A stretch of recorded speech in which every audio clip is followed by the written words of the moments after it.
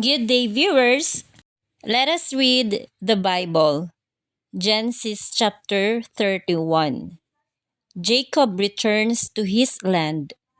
Jacob learned that the sons of Laban were saying, Jacob has taken everything our father owned, and it is at our father's expense that he has accumulated this fortune. Jacob understood from Laban's expression that his attitude towards him was no longer the same. Then Yahweh said to Jacob, Go back to your homeland, the country of your kinsmen. I will be with you. Jacob had Rachel and Leah called to the field where his flocks were.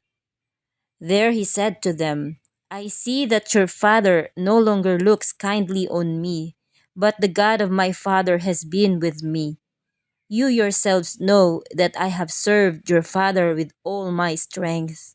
But your father has not been straight with me, changing my wages 10 times. But God has not allowed him to do me harm.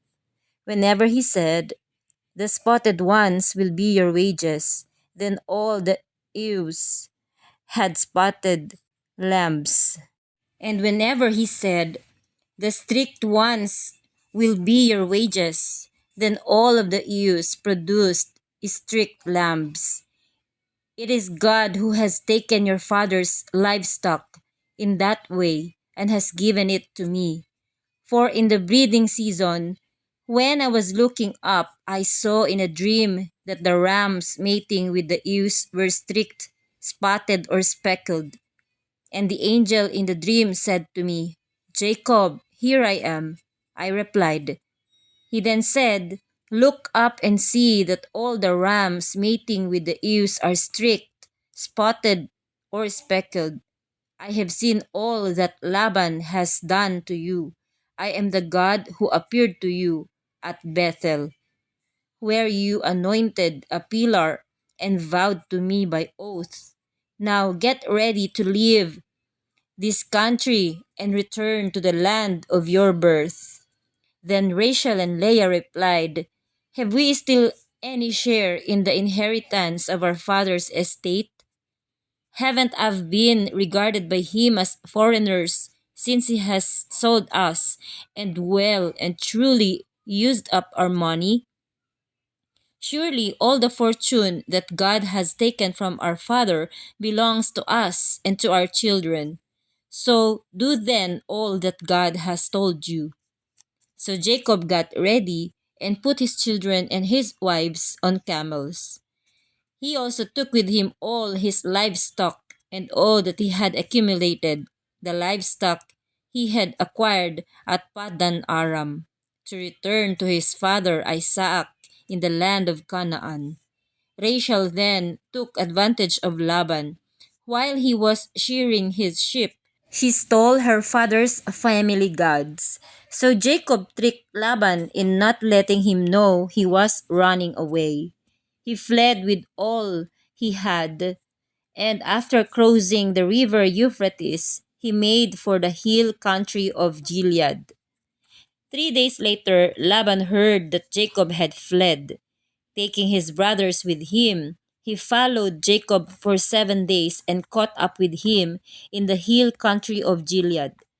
God appeared to Laban in a dream at night and said to him, Be careful not to say anything, either good or bad, to Jacob. Jacob had pitched his tent in the hill country of Gilead when Laban overtook him. Laban and his brothers also encamped.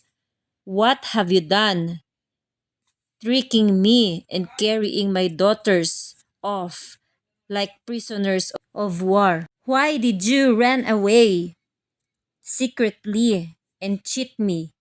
Why didn't you tell me?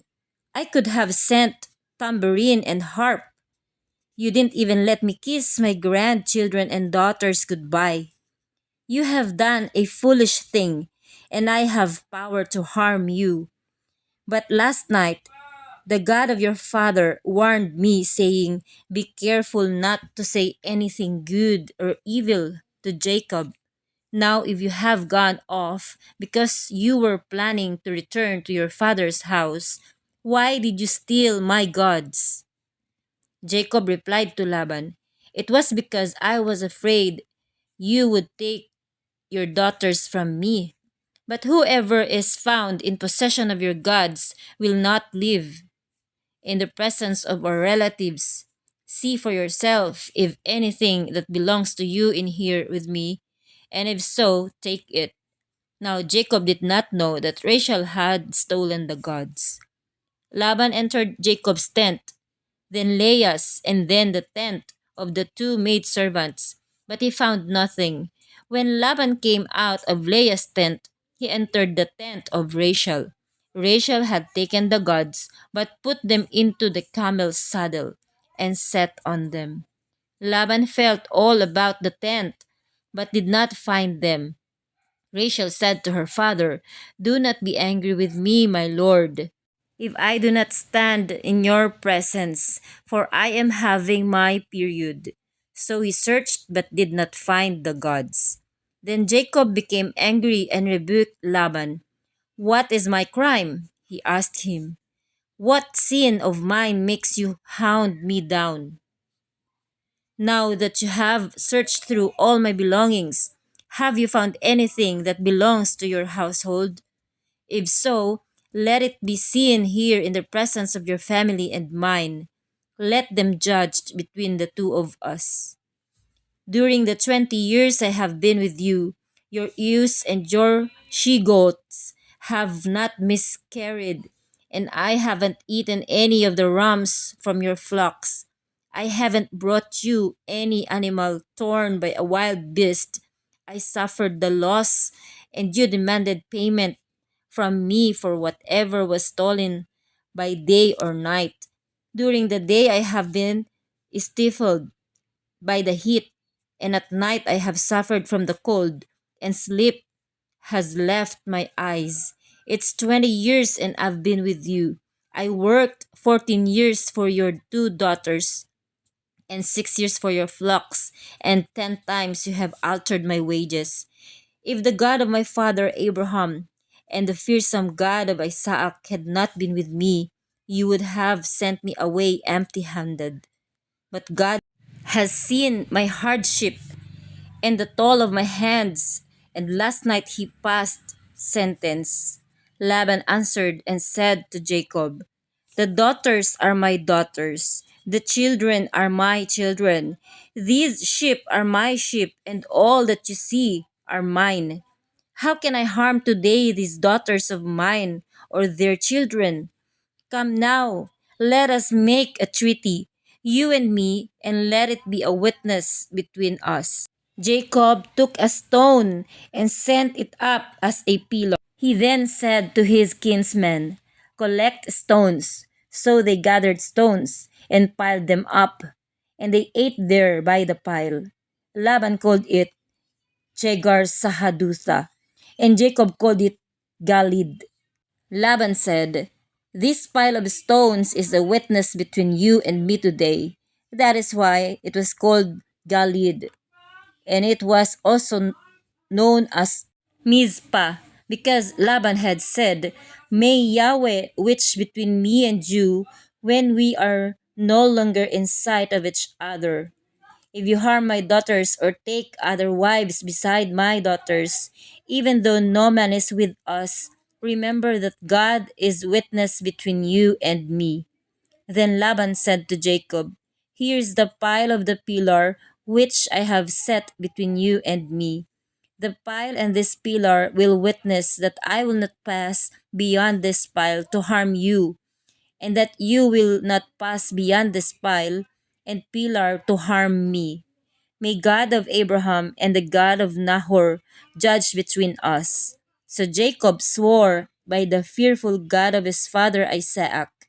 Jacob also offered a sacrifice on the mountain and invited his brothers to the meal. After they had eaten, they spent the night there. Genesis chapter 31 in Tagalog. Nilayasan ni Jacob si Laban. Nabalitaan ni Jacob na laging sinasabi ng kanyang mga bayaw na kinamkamnan niyang lahat ang ari-arian ng kanilang ama, at galing dito ang lahat daw niyang kayamanan. Napuna rin niyang nagbago na si Laban ng pagtingin sa kanya. Minsan, sinabi sa kanya ni Yahweh, "Magbalik ka na sa lupain ng iyong mga magulang at sasamahan kita." Pinasabihan ni Jacob si Raquel at si Leah na tagpuin siya sa parang na kinaroroonan ng mga kawan. Sinabi niya sa kanila, "Napansin kong iba na ang pagtingin sa akin ng inyong ama, di na tulad ng dati. Subalit di ako pinabayaan ng Diyos ng aking mga magulang. Alam ninyong ginugol ko ang aking buong lakas sa paglilingkod sa inyong ama. Sa kabila noon, dinadaya pa rin niya ako. 10 beses nang binabago niya ang upa sa akin, ngunit hindi pinahintulot ng Diyos na ako'y maapi. Kapag sinabi ni Laban na ang iuupa sa akin ay yaong may tagpi o kaya ay itim, ang buong kawan ay nanganganak ng gayon. Ang Diyos ang may kaloob na mapasa akin ang kawan ng inyong ama. Sa panahon ng pag-aasawahan ng mga hayop, ako'y nanaginip. Makita ko na pawang may tagpi ang lahat ng barakong kambing. Sa aking panaginip, tinawag ako ng anghel ng Diyos at ako na may tumugon. Ang wika sa akin, Jacob, masdan mo ang lahat ng mga barakong kambing. Silang lahat ay may tagpi. Ginawa ko ito sapagkat alam kong dinadaya ka ni Laban. Ako ang Diyos na napakita sa iyo sa Bethel. Dooy gumawa ka ng isang panata. Pinahiran mo ng langis ang bato bilang alaala. Bumayak ka at iwan mo ang lupaing ito. Umuwi ka na sa inyo." Sinabi naman ni Raquel at Leah, "Wala na kaming mamanahin kay ama. Dayuhan na ang palagay niya sa amin. Ipinagbili niya kami. Nilustay ang lahat ng pinagbilhan sa amin. Kaya ang lahat ng kayamanang inalis ng Diyos kay ama ay sa amin at sa aming mga anak. Gawin mo ang sinasabi sa iyo ng Diyos." Isinakay niya sa kamelyo ang kanyang mga asawa at mga anak. Dinala niya ang kanyang mga kawan at lahat ng kayamanang natipon niya sa Mesopotamia at bumalik sa Kanaan, sa lupain ng kanyang ama. Wala noon si Laban pagkat naggugupit ng balahibo ng tupa. Sinamantala iyon ni Raquel upang kunin ang mga diyos-diyosan sa tulda ng kanyang ama. Hindi sinabi ni Jacob sa kanyang biyanan ang kanilang pag-alis. Tinawid niya ang ilog Euphrates patungong bundok ng Galaad. Dala ang lahat niyang ari-arian. Tinugis ni Laban si Jacob. Makaraan ang 3 araw, nalaman ni Laban ang pag-alis ni Jacob. Isinama niya ang kanyang mga tauhan at hinabol nila si Jacob. Inabot nila ito sa bundok ng Galaad pagkaraan ng 7 araw. Nang gabing yaon, si Laban ay kinausap ng Diyos sa pamamagitan ng panaginip. Sinabi sa kanyang huwag aanuhin si Jacob. Nang dumating si Laban, si Jacob ay nakapagtayo na ng kanyang tolda sa kaburulan. Nagtayo rin ng tolda si Laban sa kaburulang iyon sa bundok ng Galaad. Si Jacob ay tinanong ni Laban, "Bakit mo ako nilinlang at itinakas ang aking mga anak na parang mga bihag? Bakit mo inilihim sa akin ang iyong pag-alis? Sana'y inihatid ko kayo na may tugtugan at awitan sa saliw ng pandereta at kudyapi. Hindi mo man lamang ako binigyan ng pagkakataong mahagkan ang aking mga anak at mga apo bago sila umalis. Napakalaking kahangalan ang ginawa mong ito. Kung sa bagay kaya kitang saktan. Ngunit hindi ko ito gagawin. Sinuswerte ka, sapagkat kagabi sinabi sa akin ng Diyos ng iyong ama na huwag kitang aanuhin sa anumang paraan. Alam kong kaya mo ginawa ito sapagkat sabik na sabik ka nang umuwi. Ang pinagdaramdam ko lamang ay ninakaw mo pati ang aking mga diyos-diyosan." Sumagot si Jacob, "Natakot po ako na baka hindi ninyo pasamahin sa akin ang inyong mga anak. Ngayon kung makita ninyo ang inyong diyos-diyosan sa sino man sa amin, dapat siyang mamatay. Saksi ang naritong mga lalaki. Tingnan ninyo kung mayroon kayong anumang ari-arian dito at kunin ninyo." Hindi alam ni Jacob na si Raquel ang kumuha ng mga diyos-diyosan ni Laban. Hinalughog ni Laban ang tolda ni Jacob ang kay Leah at gayon din ang sa 2 aliping babae. Ngunit hindi niya nakita ang kanyang mga diyos-diyosan. Pumasok din siya sa tolda ni Raquel, ngunit naitago na nito ang mga diyos-diyosan Sa supot panapin ng kamelyo at kanyang inupuan, hinalughog na mabuti ni Laban ang buong tolda, ngunit wala siyang nakita. Sinabi ni Raquel sa kanyang ama, "Huwag po kayong magagalit sa akin kung sa harapan ninyo'y hindi ako makatayo sapagkat ako po'y nireregla." Patuloy na naghanap si Laban, ngunit hindi rin niya nakita ang kanyang mga diyos-diyosan. Halos magputok ang dibdib ni Jacob sa tindi ng galit. Tinanong niya si Laban, "Ano bang pagkakasala ang ginawa ko sa inyo? May batas ba akong nilabag? At gayon na lamang ang paghalughog ninyo? Kung may nakuha kayong ari-arian sa sino man sa amin, ilabas ninyo at pahatol tayo sa ating mga kasamahan. 20 taon tayong nagkasama. Patuloy ang pagdami ng inyong mga tupat kambing at ni isang tupang barakot sa kawan ninyo'y hindi ko pinangasahang kanin. Kung may tupang sinila ng mababangis na hayop, hindi ko ipinakikita sa inyo. Pinapalitan ko agad. Pinipilit ninyo akong magbayad ng anumang nawawala, maging iyo'y nawala sa gabi o araw. Mahabang panahon akong nagtiis ng matinding init ng araw at lamig ng gabi. Kulang na kulang ako sa tulog. Iyan ang naranasan ko sa loob ng 20 taong kasama ninyo. 14 na taon akong naglingkod sa inyo dahil sa 2 ninyong anak na babae at 6 na taon pa para sa inyong mga kawan. Sa kabila noon, 10 beses ninyong binago ang ating partihan. Mabuti na lamang at kasama ko ang Diyos ng aking mga magulang, ang Diyos ni Abraham na sinamba ni Isaac. Kung hindi, marahil ay pinalayas ninyo akong nang walang kadala-dala. Hindi lingid sa Diyos ang aking suliranit pagpapakasakit, kaya kagabi hinatulan niya kayo." Ang kasunduan ni Jacob at ni Laban. Sinabi ni Laban kay Jacob, "Ang lahat ng dala mo'y akin, aking mga anak, aking mga apo, at aking mga kawan. Ngunit ano pa ang magagawa ko?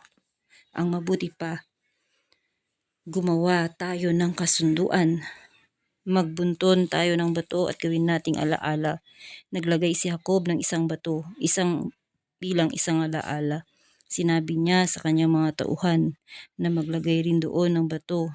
Pagkatapos, kumain sila sa tabi ng buntong bato. Ito'y tinawag ni Laban na Hegar sa Haduta, at Galed naman ang itinawag doon ni Jacob, sapagkat sinabi ni Laban, "Ang talumpok na ito ng mga bato, ang tagapagpaalala ng kasunduan nating dalawa." Tinawag ding Mizpa ang lugar na iyon sapagkat sinabi ni Laban, "Bantayan nawa tayo ni Yahweh, samantalang tayo'y magkalayo. Kapag inapi mo ang aking mga anak o nag-asawa ka ng iba, alalahanin mo na wala man ako roon. Ang Diyos ang saksi sa ating kasunduan." Pagkatapos sinabi ni Laban, "Narito sa pagitan natin ang mga batong ibinuntun ko, at narito rin ang batong nilagay mo. Ang mga ito ang ating palatandaan. Ito rin ang magiging hanggahan natin upang maiwasan ang paglusob sa isa't isa. Ang Diyos ni Abraham at ang Diyos ni Nacor ang hahatol sa atin." At sa ngalan ng Diyos, sumumpa si Jacob. Natutupad siya sa kasunduang ito. Pagkatapos, nagpatay siya ng isang hayop at ito inihandog doon sa bundok. Nagsalo-salo sila at doon na rin nagpalipas ng gabi. Pagkatapos, kinaumagahan, umuwi na si Laban matapos sagkan ng kanyang mga anak at mga apo. To God be all the honor, praise, and glory in the reading of the Holy Scriptures. God bless you. Till our next reading. Amen.